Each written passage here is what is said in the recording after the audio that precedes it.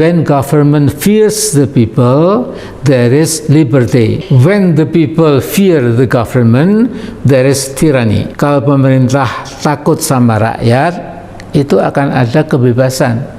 Kalau sebaliknya rakyat takut pada pemerintahannya, akan ada tirani. Jadi sekarang kita bicara masalah yang ke-12, menerapkan psikologi ketakutan.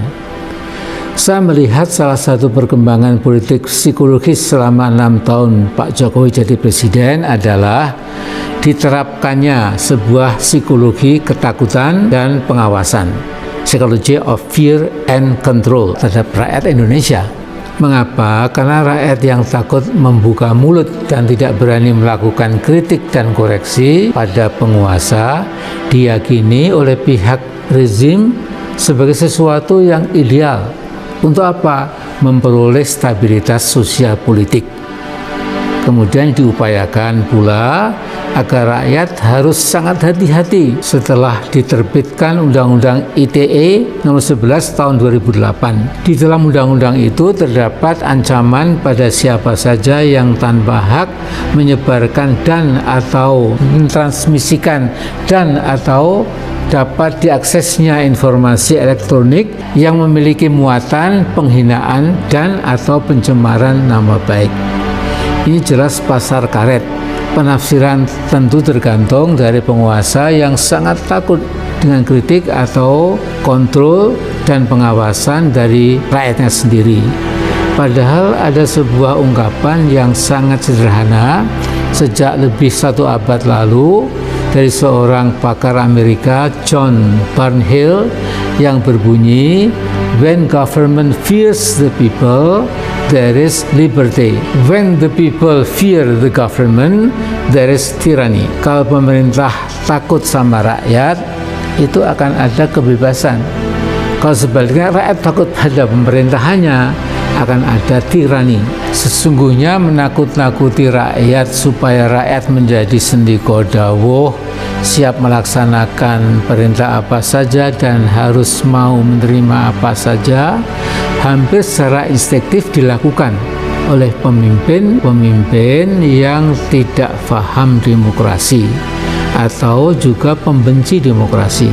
Mereka berusaha dengan aparat birokrasi dan aparat keamanan dapat membuat rakyat ketakutan dan sekaligus dihilangkan daya kritis dan koreksinya.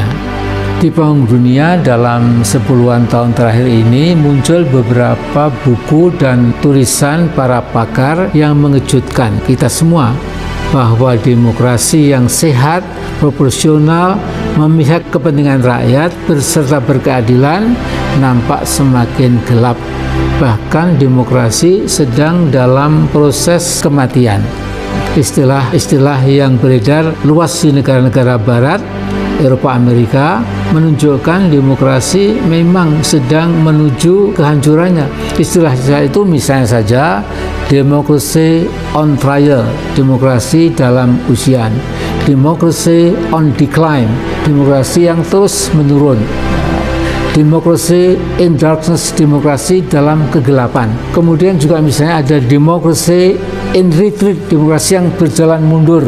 Kemudian juga ada dying democracy, demokrasi sedang mati India. Kemudian demokrasi hijack, demokrasi yang sedang dibajak, pseudo demokrasi, demokrasi palsu, dan lain sebagainya.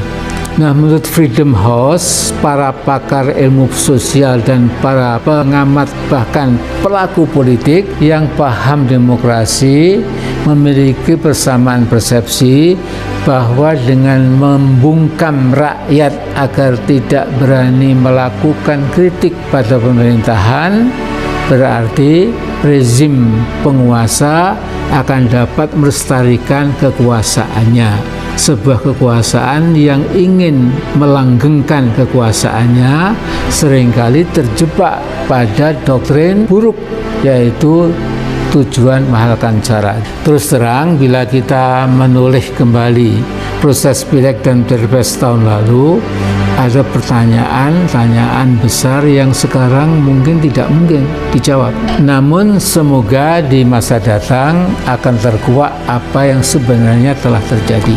Jawapos.com menulis bahwa pemilu 2019 tahun lalu adalah pemilu terkelam sepanjang sejarah. Sementara Kompas.com dalam rangka refleksi pemilu 2019 mencatat keterangan resmi Ketua KPU, total ada 894 petugas yang meninggal dan 5.175 petugas masih dirawat di rumah sakit. Ketika banyak orang yang berpikir sehat dan sederhana menanyakan bagaimana mungkin sampai terjadi kematian massal dengan gejala-gejala sakit yang berkemiripan yang menimpa para petugas KPPS itu, sehingga menimbulkan kecurigaan sosial.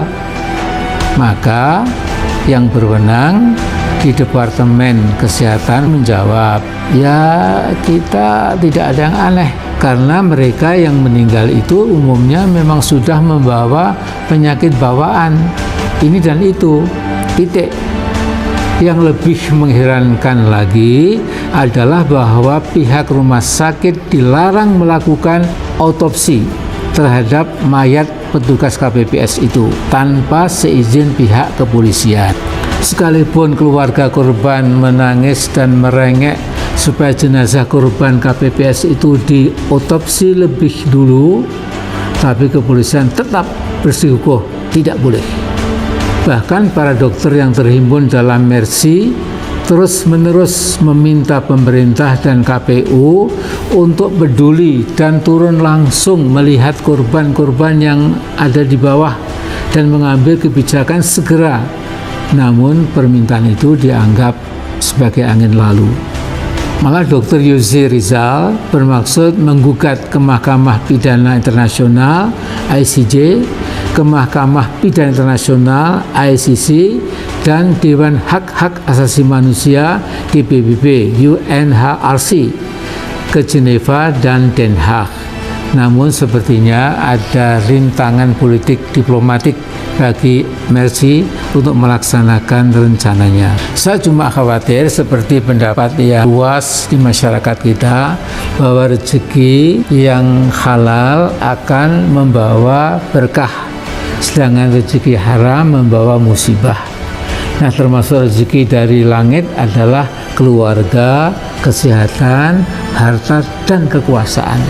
Saya tidak pernah dapat memastikan apa kekuasaan Jokowi pada periode kepresidenannya yang pertama dan yang sekarang ini yang masih berjalan, ya, termasuk yang halal atau haram. Wallahu a'lam.